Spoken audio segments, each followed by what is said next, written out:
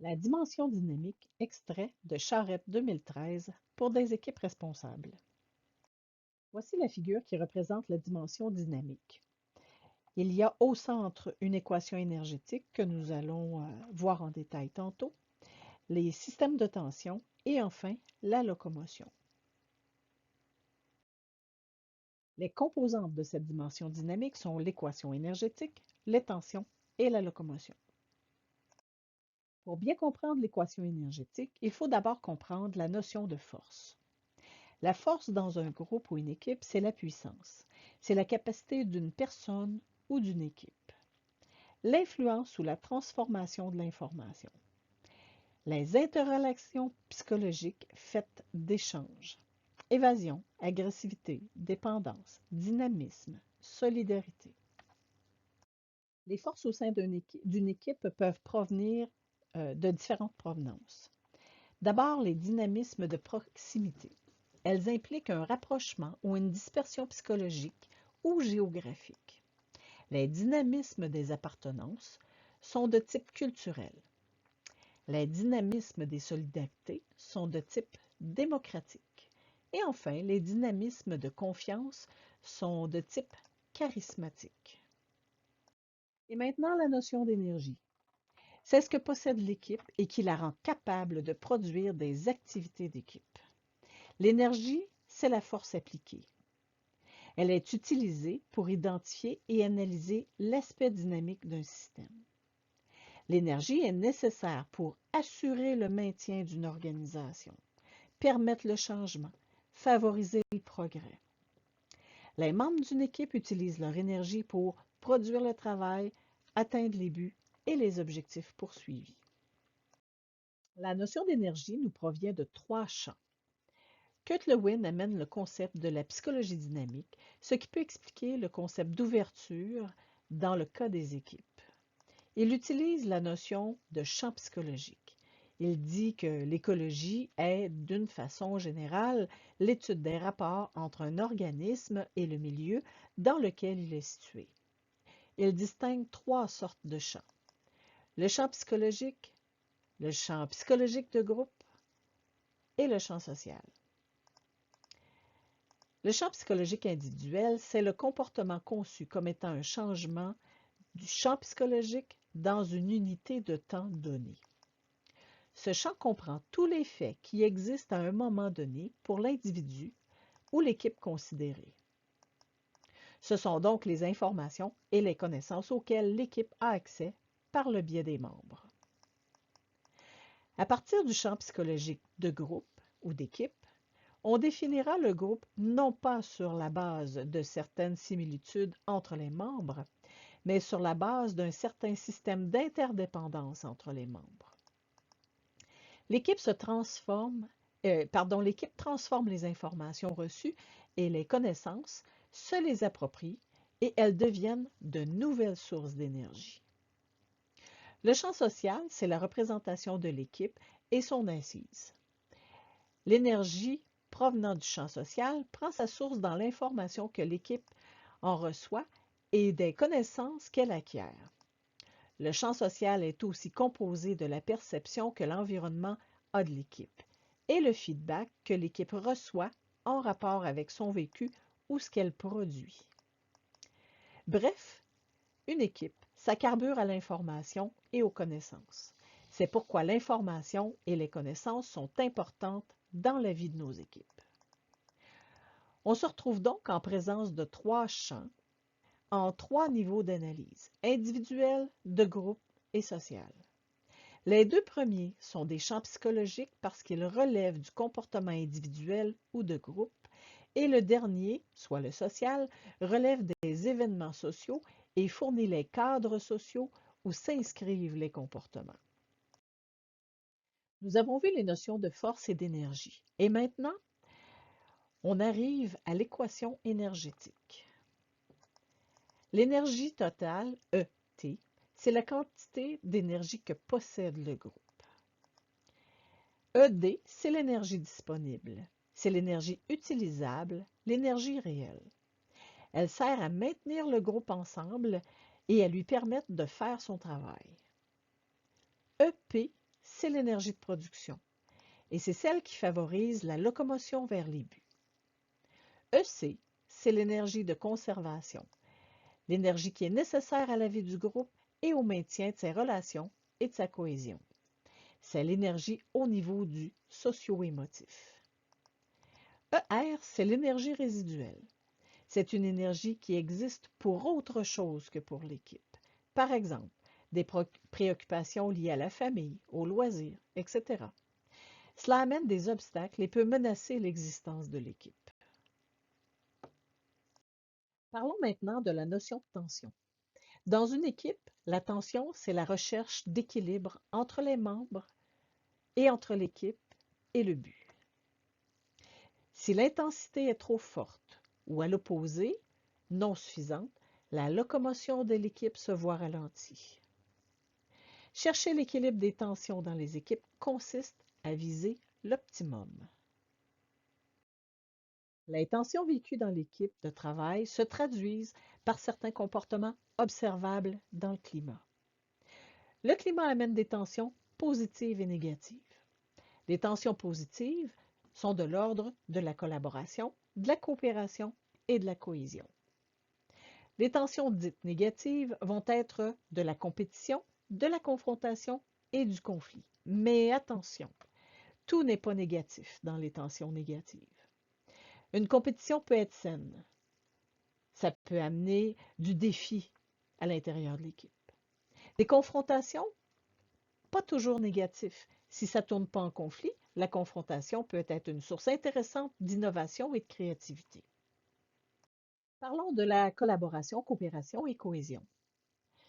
Collaboration et coopération sont utilisés comme synonymes ici et sont la clé de tout fonctionnement en équipe afin d'atteindre les performances optimales en fonction des objectifs poursuivis par nos organisations. Un des piliers de la collaboration, c'est la confiance. Il y a différentes conceptions de la collaboration. En voici quelques-unes. Conditions favorisant la collaboration. D'abord, avoir un but commun. Travailler dans le même sens. Avoir des valeurs de partage et d'entraide. Avoir un seuil de confiance minimal. Le sens des responsabilités. Une bonne communication. Un partage de l'information. Travailler ensemble et non faire à côté. Et avoir un partage équitable des bénéfices. En deuxième lieu, les attitudes et les compétences qui favorisent la collaboration. Établir des relations positives, faire preuve d'empathie, avoir une attitude de participation face au but, s'identifier à l'objectif, être préoccupé par les autres, c'est-à-dire vouloir les aider, découvrir les lignes directrices qui intègrent les buts des autres, partager ses idées et avoir un intérêt pour l'autre partie. En troisième lieu, voici les freins à la collaboration. Principalement, c'est de refuser d'écouter l'autre ou d'exprimer son propre besoin. En quatrième lieu, les effets de la collaboration. Elle génère la confiance, favorise la compréhension, amène le sens de l'obligation et des responsabilités. Elle favorise la cohésion, elle permet une connaissance des limites et des compétences des membres au sein de l'équipe. Elle stimule la créativité. Elle donne une production de qualité. Elle amène une mobilisation dans la même direction, c'est-à-dire dans le sens de la locomotion. Elle réduit les conflits et il y a partage au sein du groupe. La cohésion, c'est la colle de l'équipe. Elle représente les forces d'attraction qui ont pour effet de maintenir les membres ensemble et lutter contre les forces qui pourraient désintégrer l'équipe. Il y a un lien entre cohésion et satisfaction. Dans un groupe à cohésion élevée, les membres manifestent de la satisfaction par rapport à leur travail et à l'ambiance de travail. Ils ont plus d'estime d'eux-mêmes. Ils participent plus volontairement aux activités et ils recherchent à convaincre les autres personnes à les rejoindre dans l'équipe.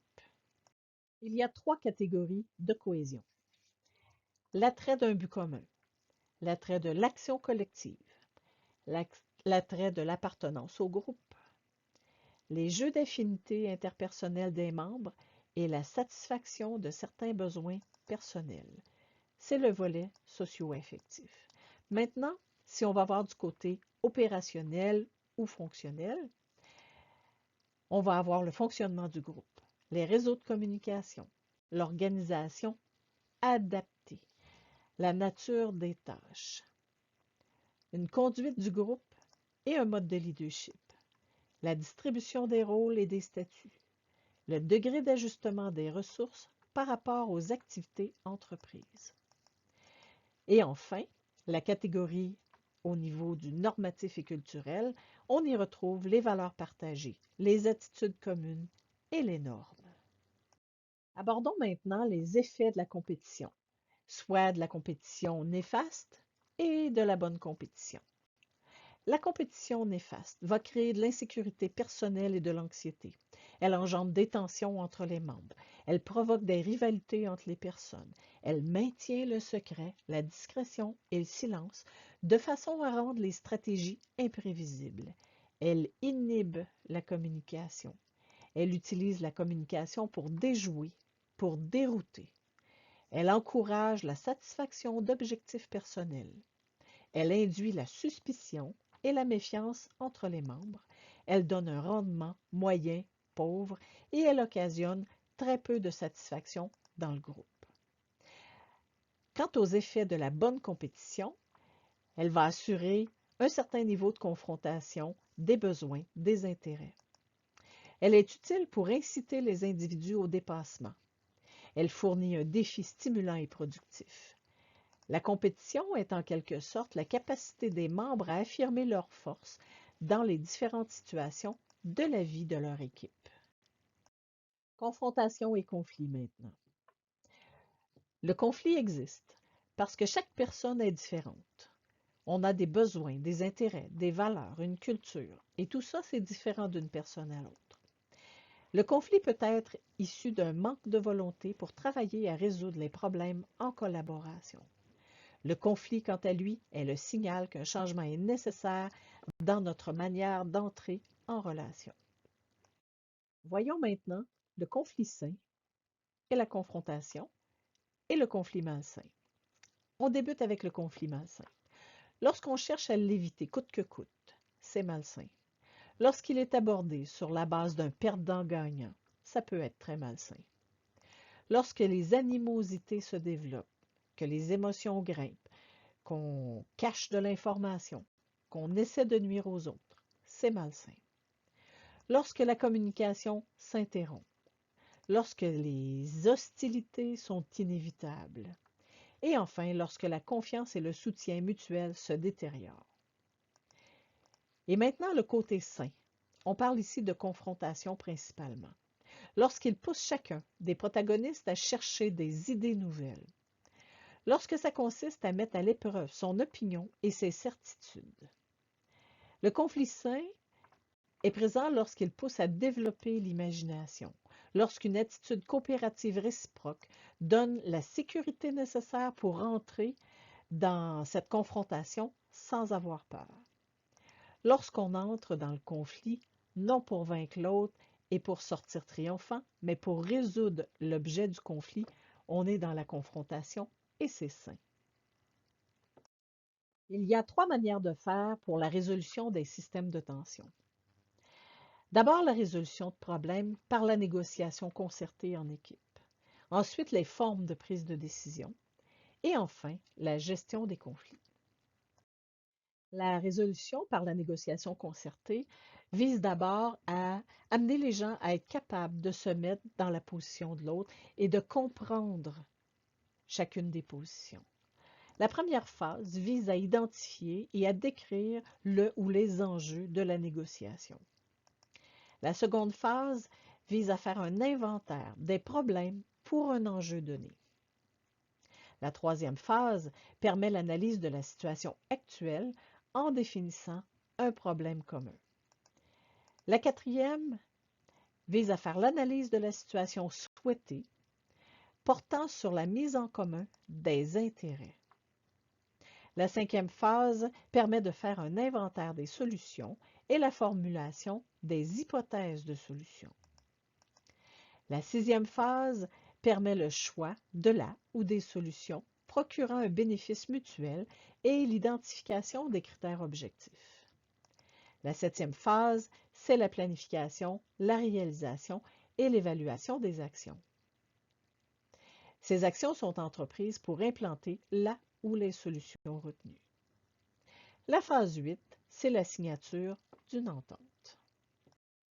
En équipe, il y a différentes formes de prise de décision. La décision unanime, par consensus, majoritaire, minoritaire ou unitaire. La décision unanime, c'est lorsque tous les membres du groupe partagent spontanément la même opinion concernant une proposition et votent explicitement dans le même sens. L'avantage, c'est que c'est une décision rapide. L'inconvénient, c'est que nous n'en avons pas discuté et ça se peut qu'on n'ait pas perçu les choses de la même manière. Le consensus, c'est lorsque tous les membres ne partagent pas la même opinion sur une proposition au départ, mais finissent par voter dans le même sens. Les uns sont convaincus du bien fondé de la proposition, tandis que les autres, sans démission, sans dépit, et tout en conservant leur avis préférentiel, se rallient loyalement, et c'est là que c'est important, loyalement, avec ouverture à la proposition, compte tenu de l'objectif collectif. Il arrive aussi parfois que certains membres adhèrent tout simplement après en avoir discuté. Le compromis est différent du consensus. Le compromis est un accord qui a été trouvé grâce à la modération, chacun ayant fait des concessions. Le consensus, quant à lui, est le résultat d'un débat où les positions ont été exposées et discutées, et la règle restant d'arriver à un accord. Le compromis est habituellement le résultat de l'association, cohésion, homogénéité. C'est donc souvent l'objet de la pression du groupe. Tandis que le consensus vise beaucoup plus l'adhésion, c'est-à-dire que les gens en ont parlé et tombent réellement d'accord. La décision majoritaire est lorsque tous les membres ne partagent pas la même opinion sur une proposition et ils votent dans des sens divergents. Les plus nombreux l'emportent. Le vote, c'est la règle de la majorité. La moitié plus 1, appelée majorité, a droit au pouvoir et la moitié moins 1, appelée minorité, n'a droit qu'au pouvoir et aux libertés que la majorité veut bien lui laisser. La décision minoritaire, pour des raisons statutaires ou pour d'autres raisons, tous les membres ne sont pas présents lors de la discussion d'une proposition et une minorité d'entre eux prend la décision sur cette proposition. Par exemple, un conseil d'administration pour une assemblée, l'exécutif ou le bureau pour un conseil d'administration, etc. En général, la compétence décisionnelle de ces diverses minorités est définie dans les statuts. Une décision minoritaire peut aussi prendre place lorsqu'il y a urgence d'agir, lorsqu'il faut décider ou un chef prend sur lui de trancher. Cette décision peut paraître et être en effet une décision d'autorité. L'avantage de la décision minoritaire est sans contredit la rapidité en vue d'une action immédiate. Par contre, il est possible que les autres membres de l'équipe ne l'endossent pas. S'ils doivent être engagés dans l'action, il n'est pas sûr qu'ils fournissent les efforts nécessaires. Leur mobilisation risque d'être faible. Dans les cas des décisions majoritaires et minoritaires, il est important que les gens aient pu en débattre avant la décision. En bout de ligne, qu'ils soient d'accord ou non, ce sera soit l'autorité, soit la majorité qui tranchera, mais au moins ce sera clair et ils auront pu s'exprimer. Cela a l'avantage, lorsque les gens s'expriment, de diminuer le manque d'implication ou d'engagement face à la décision. La décision unitaire, quant à elle, s'apparente grandement à la décision minoritaire, à l'exception du fait qu'il n'y a forcément qu'une seule personne qui décide. Elle est prise avec ou sans consultation. Les deux types de décisions les plus efficaces sont l'unanimité et le consensus. En ce qui concerne la gestion des conflits, voici 3 stratégies de Myers et Myers. D'abord, l'évitement. C'est l'action d'éviter les situations potentiellement conflictuelles. Ensuite, le désamorçage. C'est lorsqu'une situation conflictuelle se présente, cette stratégie consiste à obtempérer aux demandes de l'autre afin d'éviter que le conflit ne s'envenime davantage. Et enfin, l'affrontement, ça consiste à communiquer clairement ses buts et ses demandes à l'interlocuteur dans le but d'en arriver à un compromis ou un consensus. Dans l'affrontement, il y a l'approche par la force, c'est-à-dire gagnant-perdant. L'individu va utiliser son pouvoir afin d'amener l'autre à accepter ses intérêts. Il n'y aura pas de recherche de compromis ou de négociation entre les parties. L'approche du compromis est celle de perdant-perdant. Quand les enjeux du conflit sont mineurs, l'approche du compromis peut être tout à fait appropriée parce que les pertes qui résultent de compromis ne sont pas substantielles. Mais quand les enjeux sont de grande importance et que le conflit est marqué, l'approche du compromis peut se révéler très coûteuse pour les individus en cause parce que chacun perd considérablement au change. L'approche de l'intégration, c'est-à-dire gagnant-gagnant. C'est celle par laquelle chacune des parties peut s'estimer gagnante au terme du conflit. Pour que cette approche soit possible, et c'est plus difficile à mettre en œuvre, il faut que les parties arrivent à considérer le conflit sous le spectre du nous et non du je versus le tu. Ainsi, ce ne sont pas mes intérêts qui sont menacés, mais nos intérêts. Je ne cherche pas à gagner, mais à ce que nous gagnons au terme du conflit ensemble. Dans une telle approche, l'accent est mis sur une compréhension mutuelle et approfondie du problème. Peu importe qui en fait la lecture la plus juste, l'important est de comprendre cette lecture et d'y acquiescer en toute bonne foi. On se concentre donc sur la compréhension et la résolution du problème plutôt que sur les personnes en cause avec leur désir de gagner et leur crainte de perdre. Voici une grille de gestion des conflits qui est intéressante. Sur la gauche, la flèche qui monte, nous avons l'affirmation des forces. Alors, plus nous sommes hauts dans le diagramme, plus nous affirmons nos forces. En bas complètement, nous avons une flèche qui va vers la droite et c'est l'écoute des autres. Et plus nous allons vers la droite, plus on est à l'écoute des autres. À la jonction de l'affirmation des forces et de l'écoute des autres, il y a un point de laisser-faire, c'est-à-dire que je ne m'affirme pas et je n'écoute pas. Alors, quand on regarde les 5 possibilités ici, nous avons en bas à gauche le neutre. En haut à gauche, la compétition maximale, donc l'affirmation de soi sans écoute des autres. En bas à droite, c'est l'accommodation, donc une totale écoute des autres sans affirmation de soi. En haut à droite, nous avons la collaboration maximale puisque nous avons une juste affirmation de nos forces tout en écoutant les autres. Et au centre, on l'appelle la zone de collaboration régulière. C'est un dosage équilibré de compétition et d'accommodation qui donne de la confrontation et génère de la collaboration. Et maintenant, nous arrivons à notre troisième grande composante qui est la locomotion. C'est un ensemble des séquences opérationnelles des processus que l'équipe réalise en vue de ses objectifs. Elle est une relation de position. La locomotion est une relation de position à différents moments par rapport à un point de départ ou d'arrivée. C'est la résultante de la conjugaison et de l'opposition des différentes forces présentes au sein de l'équipe. La locomotion, c'est donc la vitesse à laquelle nous avançons vers nos objectifs. La locomotion est largement influencée par l'attraction et la répulsion. Alors parlons ici de l'attraction. L'attraction est composée de 3 composantes, soit la cognitive, l'affective et la conative. La cognitive, c'est le savoir et la représentation sur autrui.